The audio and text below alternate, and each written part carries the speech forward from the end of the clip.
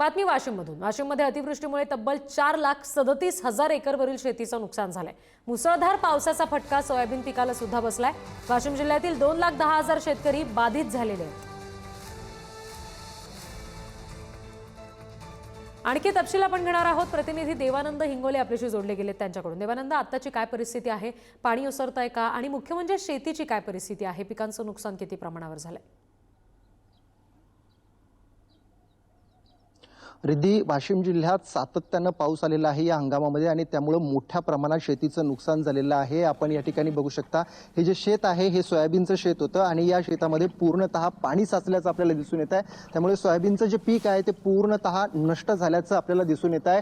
एकूण जिल्ह्याची जर परिस्थिती बघितली तर जिल्ह्यामध्ये ऑगस्ट महिन्यापर्यंत 4,37,619 एकरवरच्या क्षेत्राचं नुकसान झालेलं आहे आणि तब्बल 2,10,000 शेतकरी यामुळे बाधित झाल्याची माहिती सुद्धा जिल्हा प्रशासनाकडून देण्यात आलेली आहे। आता सध्या 2 दिवसांपासून पाऊस थोडा कमी झालेला आहे, थांबलेला आहे आणि तरी देखील पिकांचं नुकसान मात्र मोठ्या प्रमाणात झालेलं आहे। वाशिम जिल्ह्यामध्ये आता ओला दुष्काळ जाहीर करण्याची मागणी होत आहे। आपल्यासोबत शेतकरी आहेत, त्यांच्याकडनं आपण जाणून घेऊयात।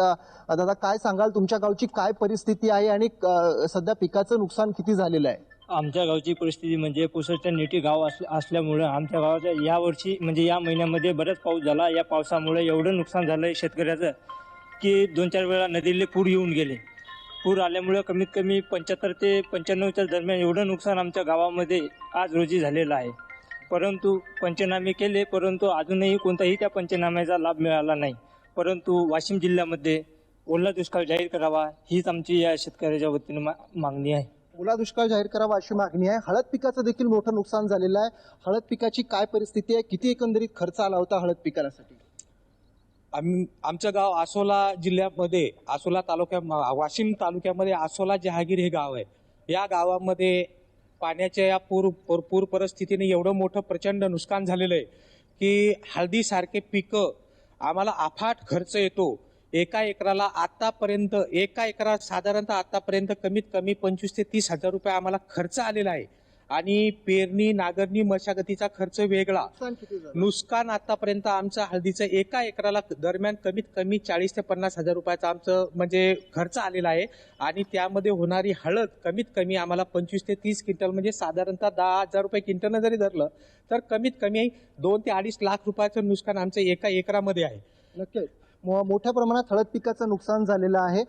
दादा, एकंदरीत तुमची काय मागणी असणार आहे सरकारकडे? याआधी सुद्धा पंचनामे झाले होते, मदत मिळालेली आहे का? काय आमची सरकारकडे एकच मागणी आहे की वाशिम जिल्ह्याला अजून काही कोणतं पॅकेज मिळालं नाही। वाशिम जिल्ह्याचं जे नुकसान झालं नांदेड जिल्ह्यापेक्षा जास्त नुकसान झालं असून नांदेडला 553 कोटी रुपयाचं पॅकेज मिळालं आणि वाशिमला अजून काही सुद्धा पॅकेज मिळाले नाही।